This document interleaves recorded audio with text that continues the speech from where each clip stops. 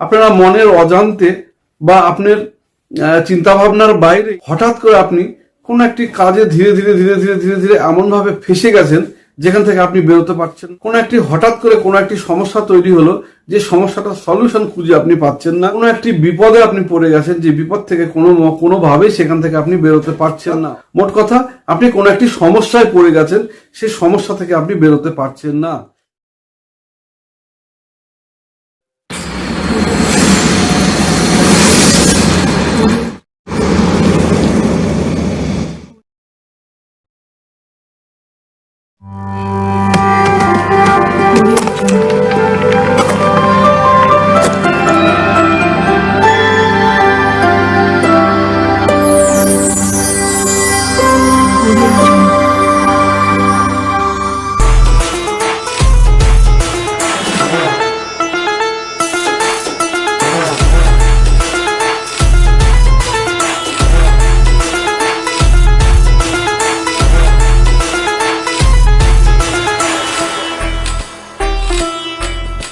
নমস্কার, আমি জ্যোতিষ ও তন্ত্রোক্ত শিব সাধক ও অঘোর সাধক আচার্য শ্রী শেখর শাস্ত্রী আমার ফিউচার গাইডলাইন চ্যানেলের সময় সৌভাগ্য অনুষ্ঠানে আপনাদের সকলকে জানাই স্বাগতম।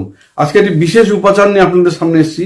সেটি হলো, আপনারা মনের অজান্তে বা আপনার চিন্তা ভাবনার বাইরেই হঠাৎ করে আপনি কোন একটি কাজে ধীরে ধীরে ধীরে ধীরে ধীরে ধীরে এমন ভাবে ফেসে গেছেন যেখান থেকে আপনি বেরোতে পারছেন না, অথবা কোন একটি হঠাৎ করে কোন একটি সমস্যা তৈরি হলো, যে সমস্যাটা সলিউশন খুঁজে আপনি পাচ্ছেন না, বা কোন একটি বিপদে আপনি পড়ে গেছেন, যে বিপদ থেকে কোনোভাবেই সেখান থেকে আপনি বেরোতে পারছেন না। অর্থাৎ মোট কথা, আপনি কোন একটি সমস্যায় পড়ে গেছেন, সেই সমস্যা থেকে আপনি বেরোতে পারছেন না। আজকে আমার এই উপাচারটি তাদের জন্যই। কি করতে হবে মনোযোগ দিয়ে শুনুন। যে কোনো শুক্লপক্ষের শুক্রবার দিন এই প্রয়োগটি আপনি করতে পারবেন। সেটি হয় সকালে করতে পারবেন, না হলে সন্ধ্যায় করতে পারবেন। যে কোনো শুক্লপক্ষের শুক্রবার দিন আপনি সকালে অথবা সন্ধ্যাবেলা একবার এই প্রয়োগটি করবেন, এই মন্ত্রটি জপ করবেন। 756 বার জপ করতে হবে মন্ত্রটি, তাহলেই আপনার এই সমস্যার সমাধান হয়ে যাবে। নতুন করে আর দ্বিতীয়বার করতে হবে না। তো মন্ত্রটি কি সেটি আমি বলছি। প্রয়োগটি করার সময় কি করতে হবে? আপনাকে ঠাকুর ঘরে বসতে হবে, একটি আসন নিয়ে উত্তর মুখ হয়ে শুদ্ধ বস্ত্রে, শুদ্ধ মনে, শুদ্ধ চিত্তে, শুদ্ধ অবস্থায় আপনাকে বসতে হবে। সেখানে ধূপ দ্বীপ জেলে নিতে হবে। একটি তামার পাত্রে গঙ্গা জল নিতে হবে, নিয়ে সেই গঙ্গা জলটি সামনে রাখতে হবে। তারপরে আমি যে মন্ত্রটি বলছি সেই মন্ত্রটি 756 বার জপ করতে হবে।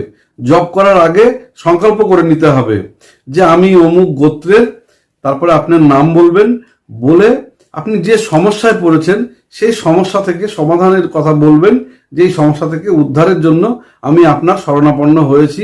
হে বিশ্বপিতা, হে ইষ্টদেব, আমাকে এই সমস্যা থেকে উদ্ধার করুন বলে এই মন্ত্রটি 756 বার জপ করবেন। একবার করতে হবে, আর করতে হবে না একবারও। করলেই আপনি যে সমস্যাটার জন্য করবেন সেই সমস্যাটার সমাধান হয়ে যাবে।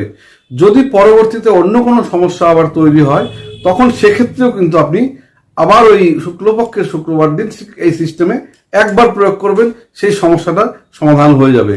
তো মন্ত্রটি কি সেটি বলছি, আপনি মনোযোগ দিয়ে শুনুন। ওম হ্রিম শ্রীম ক্লিং সর্ব দুঃখ বিনাশায় সর্ব উন্নতি কামনায় মম মনস্কামনায় শিকার্যম কুরু কুরু ফট স্বাহা। আবার বলছি মন্ত্রটি। ওম হ্রিম শ্রীম ক্লিং সর্ব দুঃখ বিনাশায় সর্ব উন্নতি কামনায় মম মনস্কামনায় শিকার্যম কুরু কুরু ফট স্বাহা। এই মন্ত্রটি এইভাবে যত সংখ্যক আমি বললাম মন্ত্র জপ করতে হবে, তত সংখ্যক মন্ত্রটি জপ করতে হবে। করলেই দেখবেন আপনার যে সমস্যা সেই সমস্যার সমাধান হয়ে যাবে। আর এই তথ্যটি আমার নিজস্ব কোনো ব্যক্তিগত মতামত নয়, এটা আমার গুরুদেবদের কাছ থেকে পাওয়া তথ্যের ভিত্তিতেই আমি আপনাদের সামনে উপস্থাপন করলাম। সম্পূর্ণটা নিজ দায়িত্বেই করতে হবে। আর এই কাজটি করে যদি আপনার উপকার হয়, তাহলে আপনার বন্ধু বান্ধব আত্মীয় স্বজন শুভাকাঙ্ক্ষী প্রত্যেকের মধ্যে ভিডিওটা শেয়ার করে দিতে হবে। যাদের এই ধরনের সমস্যা আছে তারা নিজেদের সমস্যা নিজেরাই সমাধান করতে পারবে। কোনো জ্যোতিষী, তান্ত্রিক, অ্যাস্ট্রোলজার, কবিরাজ কারো কাছে গিয়ে পয়সা বা সময় কোনোটাই নষ্ট করতে হবে না। আর আমার চ্যানেলটিকে সাবস্ক্রাইব, লাইক ও বেল নোটিফিকেশনটি ক্লিক করে দেবেন। তাহলে যত আপনারা আমার চ্যানেলটিকে সাবস্ক্রাইব করবেন, তত নতুন নতুন বিষয় আপনাদেরকে উপস্থাপন করার উৎসাহ তৈরি হবে। আমি যখন কোনো নতুন ভিডিও পোস্ট করব, সেই ভিডিওটার নোটিফিকেশন সবার প্রথমে আপনার কাছে চলে যাবে, হয়তোবা সেই ভিডিওর দ্বারাই আপনার জীবনের মোড় ঘুরে যেতে পারে। তো আজকে আমার অনুষ্ঠান আমি এখানে শেষ করছি, পরবর্তী অনুষ্ঠানে আবার দেখা হবে। সকলে ভালো থাকবেন, সকলের মঙ্গল কামনা করে এখানে শেষ করলাম। নমস্কার।